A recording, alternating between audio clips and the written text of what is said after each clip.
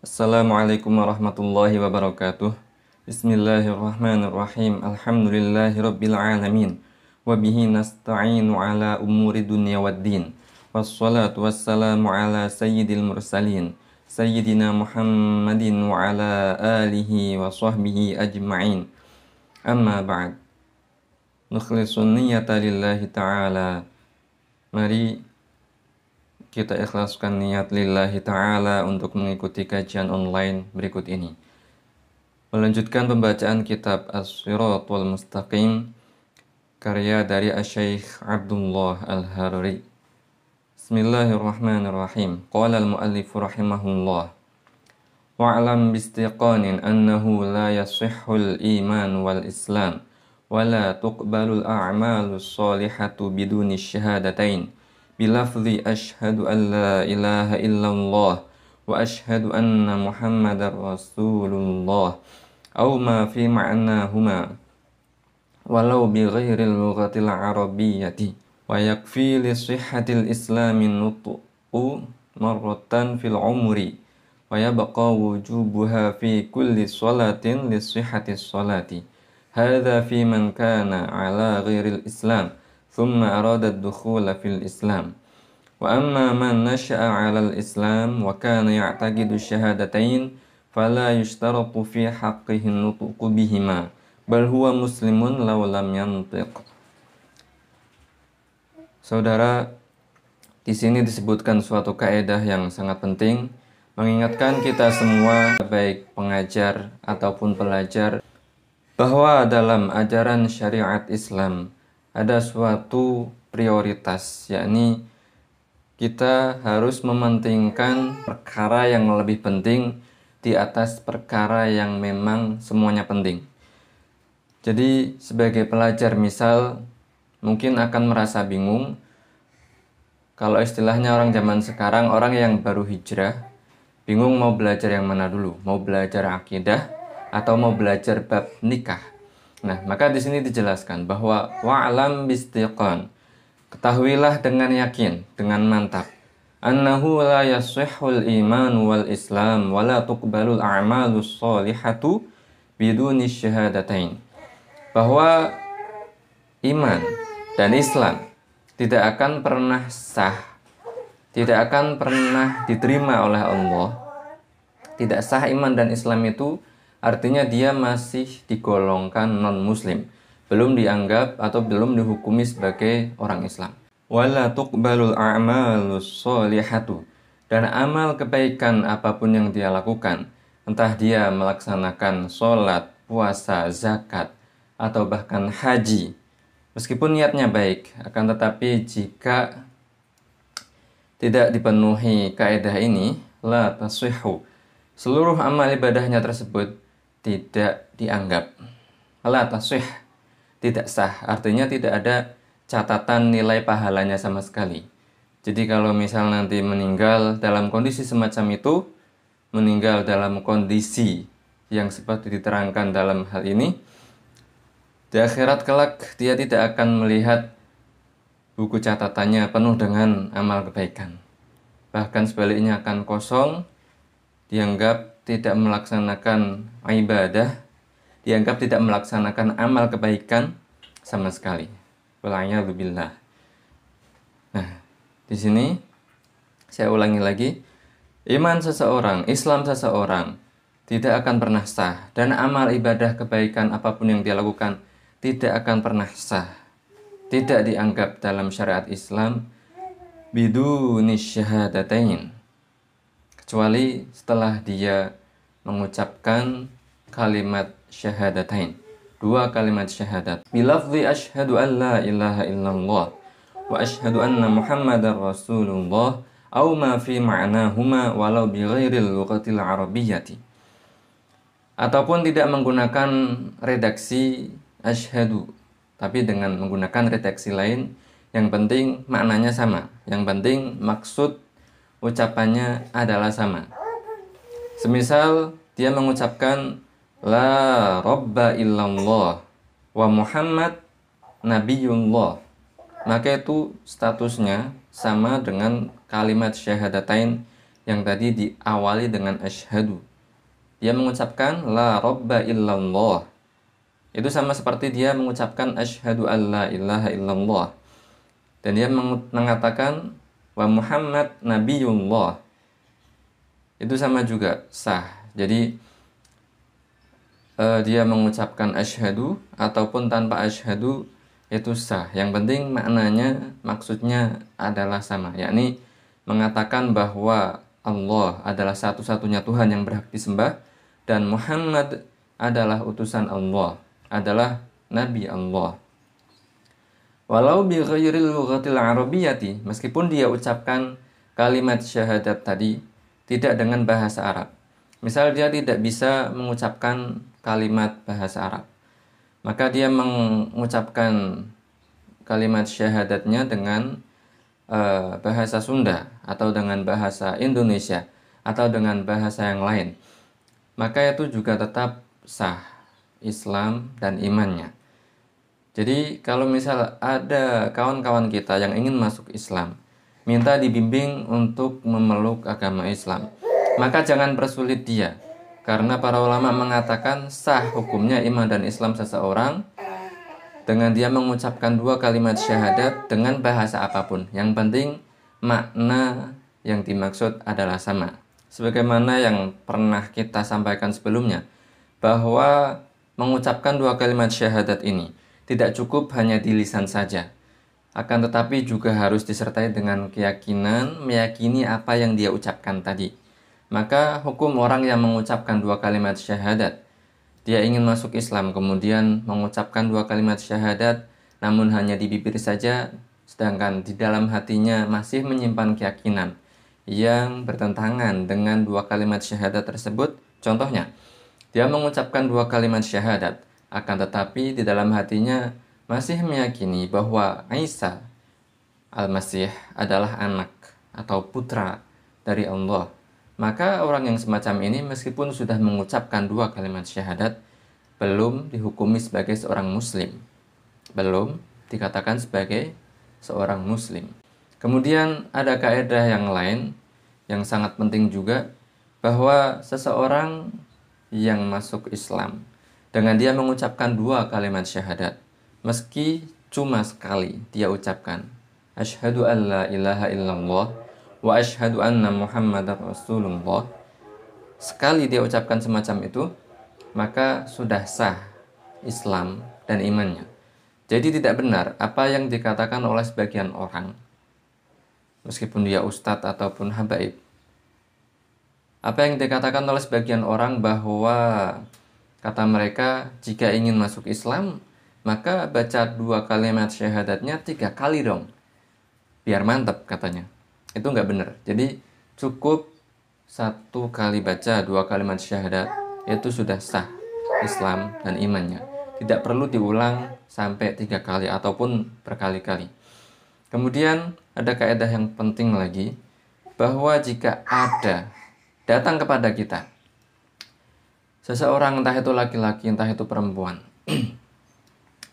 dia minta untuk diajari, dituntun bagaimana caranya masuk Islam, maka kita, siapapun kita, baik kita ustadz ataupun enggak ustadz, baik kita tukang becak ataupun tukang jualan takjil, kita lagi jualan nih misal, kemudian datang orang non muslim yang hendak masuk Islam, dia meminta kita untuk membimbing dia, memberitahu dia bagaimana caranya, maka harus ketika itu juga ya kita tinggalin dulu jualan kita bilang kepada calon pembeli, maaf Pak, Bu, ini saya ada urusan lain yang lebih penting, mohon tunggu sebentar. Nah, kita ajari dulu orang tadi yang minta untuk diajarin bagaimana caranya masuk Islam.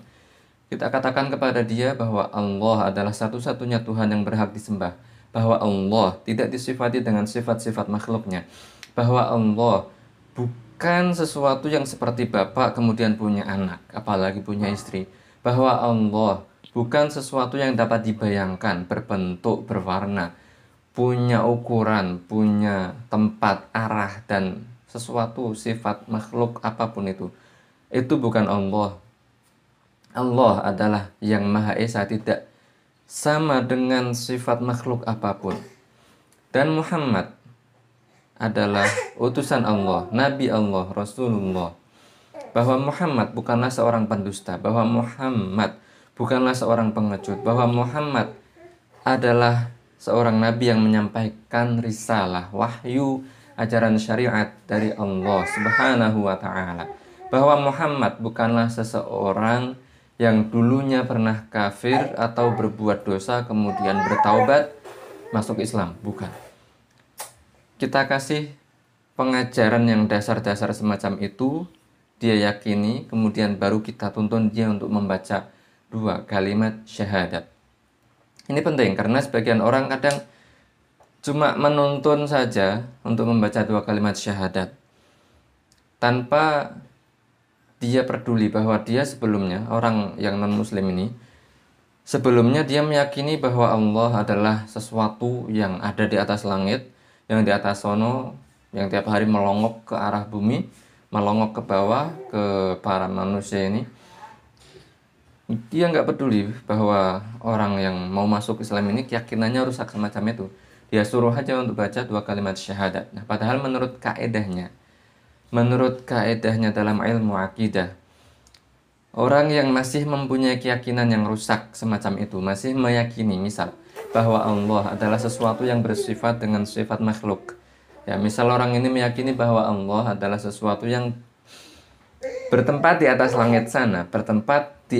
langit sana, tiap hari melongok ke bawah, melihat para hambanya, ataupun yang lain.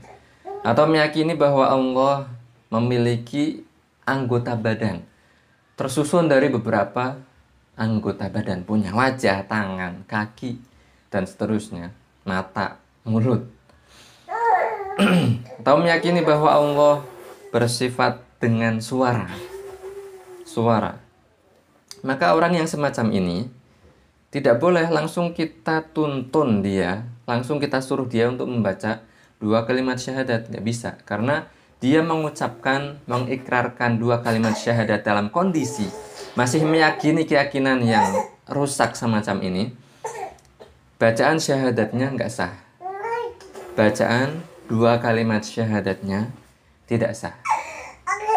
Nah, seperti itu. Jadi kita ajarkan dulu pemahaman-pemahaman yang dasar. Keyakinan-keyakinan yang rusak kita babat, kita habisi dulu. Baru setelah dia meyakini keyakinan yang benar, sebagaimana yang kita ajarkan, kita tuntun dia untuk mengikrarkan kalimat syahadat. Bisa dengan bahasa Arab ataupun bahasa yang dia paham. Ya. Misal kalau dengan bahasa Indonesia, kita tuntun dia untuk mengucapkan bahwa saya bersaksi hanya Allah Tuhan yang berhak disembah, dan saya bersaksi bahwa Muhammad adalah Rasulullah, utusan Allah, Nabi Allah. Cukup dengan bacaan sekian 1 kali saja, dia sudah menjadi orang muslim, orang yang beriman. Dan setelah itu baru amal kebaikan yang dia kerjakan dianggap sah. Ada catatan nilai pahalanya. Adapun jika iman dan Islamnya belum sah, masih sebagai non-muslim, dia ikut-ikutan puasa, dia ikut-ikutan sholat, taraweh, atau bahkan zakat fitrah dan naik haji, semua itu tidak akan ada nilai pahalanya sama sekali, tidak dianggap sama sekali. Wa yabqa wujubuha fi kulli sholatin li sihhatis sholati. Kemudian setelah dia mengucapkan 2 kalimat syahadat, kewajiban selanjutnya yang berkaitan dengan mengucapkan 2 kalimat syahadat ini adalah dia harus mengucapkan 2 kalimat syahadat setiap kali dia sholat fardu 5 waktu. Lisyihatis sholati, karena mengucapkan 2 kalimat syahadat merupakan rukun daripada sholat fardu 5 waktu itu sendiri. Jadi dalam mazhab Imam Syafi'i, jika seseorang sholat apapun dah,